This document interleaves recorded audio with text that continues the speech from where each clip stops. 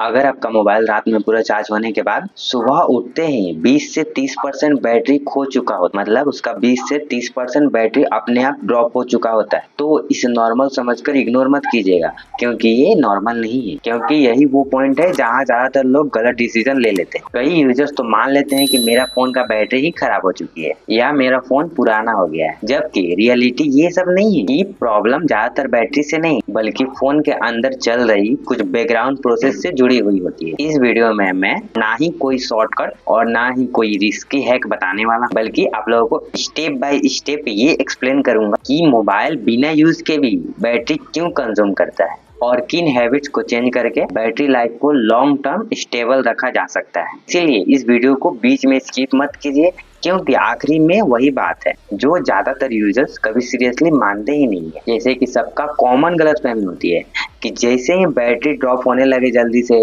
या बैटरी जल्दी से खत्म होने लगे तो उसका एक ही सोल्यूशन निकालते हैं कि बैटरी को अब रिप्लेस करना पड़ेगा। लेकिन प्रैक्टिकल रियलिटी ये नहीं है। या आज के ये स्मार्टफोन सॉफ्टवेयर ड्रिवन डिवाइस बन चुके हैं, यानी फोन के बिहेवियर सिर्फ बैटरी पे डिपेंड नहीं करता है, बल्कि इस बात पे डिपेंड करता है कि फोन बैकग्राउंड में क्या क्या मैनेज कर रहा है। कई बार आप लोग का बैटरी ठीक होती है, लेकिन फोन का यूज पैटर्न कुछ ऐसा होता है कि बैटरी अननेसेसरी तरीके से कंज्यूम होने लगती है। इसीलिए बिना समझे कोई भी डिसीजन लेना लॉन्ग टर्म के लिए सही नहीं है। अब यहाँ एक बात क्लियर समझना जरूरी है, आखिर ये बैकग्राउंड प्रोसेस होती क्या है। जैसे कि मैं कल एक लॉन्ग वीडियो बनाया हूँ कि बैकग्राउंड एप्स होती क्या है, वैसे ही आज मैं बता रहा हूँ कि ये बैकग्राउंड प्रोसेस होती क्या है और ये कैसे होती है। यहाँ एक बात क्लियर समझना बहुत जरूरी है। जब हम मोबाइल को हाथ में नहीं लिए रहते हैं फिर भी मेरा मोबाइल टेक्निकली एक्टिव रहती है। बैकग्राउंड में कई प्रोसेस चल रही होती है, जैसे कि ऐप का डाटा सिंक होना, नोटिफिकेशन अपने आप चेक होते रहना, आपके फोन में लोकेशन सर्विस का एक्टिव रहना जो बिना काम का लोकेशन को यूज करते रहता है,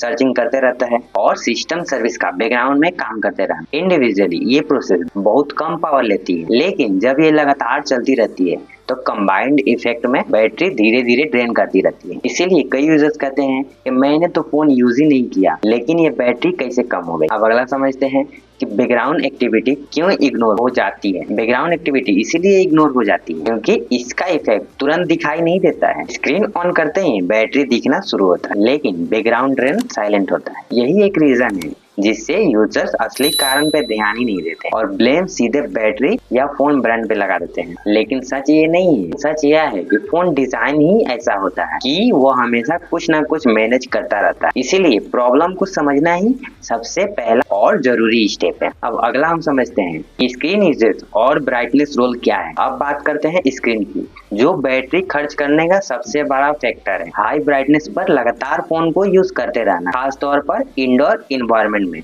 मतलब घर के अंदर, इससे बैटरी पे अननेसेसरी लोड डालता है। इसके अलावा लॉन्ग स्क्रीन ऑन टाइम और वीडियो स्क्रॉलिंग या बैकग्राउंड में स्क्रीन वेक रखना, इससे बैटरी ड्रेन को और तेज कर देता है। यहाँ सोल्यूशन एक्सट्रीम नहीं बल्कि बैलेंस अप्रोच है। ऑटो ब्राइटनेस, मॉडरेट यूज और जरूरत के हिसाब से स्क्रीन को ऑन रखना बैटरी स्टेबिलिटी के लिए ये ज्यादा सेफ होती है। अब समझते हैं कि चार्जिंग हैबिट और लॉन्ग टर्म इफेक्ट क्या पड़ता है। अब एक और इम्पोर्टेंट पॉइंट आता है इस पे, जो है चार्जिंग हैबिट का। फोन को बार बार 0 तक ड्रेन करना या हमेशा 100% तक चार्ज करना, इससे बैटरी साइकिल पे इफेक्ट डाल सकता है। इसके अलावा चार्जिंग के दौरान हेवी यूज करना, मतलब फोन को चार्ज में लगा के चलाना, चार्ज में लगा के गेमिंग, हाई परफॉर्मेंस कोई टास्क को यूज करना, जिससे बैटरी का टेम्परेचर और बढ़ सकता है, क्योंकि बैटरी हीट को बिल्कुल पसंद नहीं करती है। इसीलिए सिंपल हैबिट है कि फोन को चार्ज में लगा के मत चलाइए, और चलाना भी है तो नॉर्मल काम कीजिए, गेमिंग नहीं, कोई स्क्रोलिंग नहीं। जो काम है तुरंत करके उसको चार्ज होने दीजिए,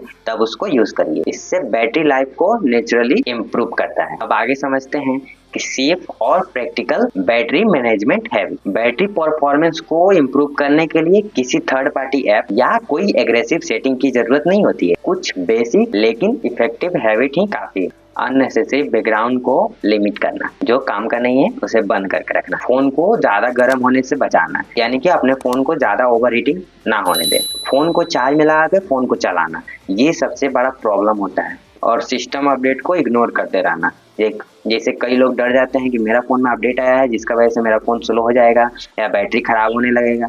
ये बिल्कुल नहीं है। सिस्टम अपडेट करना जरूरी है, क्योंकि सिस्टम अपडेट आपके फोन के साथ साथ आपके परफॉर्मेंस को भी बढ़ाता रहता है। ये सब हैबिट बैटरी को स्टेबल रखती है और फोन को ओवरऑल स्मूथ फील कराते हैं। सबसे ज्यादा इंपॉर्टेंट बात है कि कंसिस्टेंसी रखा जाए, ना कि 1-2 दिन का एक्सपेरिमेंट किया जाए। मतलब अगर सेटिंग कर रहे हैं तो हमेशा के लिए करिए, कोई एक्सपेरिमेंट करने के लिए नहीं। अब कैलकुलेशन समझते हैं। मोबाइल बैटरी फास्ट ड्रेन होना हमेशा किसी बड़ी टेक्निकल साइन नहीं होता और बैलेंस यूज ही बेस्ट सोल्यूशन होते हैं। अगर आप लोग अपने फोन को समझदारी से यूज करते हैं तो बैटरी नेचुरली बेहतर परफॉर्म करती है और बार बार बैटरी को चेंज करने का जरूरत ही नहीं पड़ता। अगर ये वीडियो आपको जनरली इंफॉर्मेटिव लगी होगी तो लाइक करें और चैनल को सब्सक्राइब करें और कमेंट में जरूर बताइए कि आपका फोन में सबसे ज्यादा बैटरी किस वजह से ड्रेन होती है, मतलब किस कारण से आपका फोन का बैटरी जल्दी गिरने लगता है। तो चलिए मिलते हैं अगले वीडियो में। वीडियो को देखने के लिए धन्यवाद।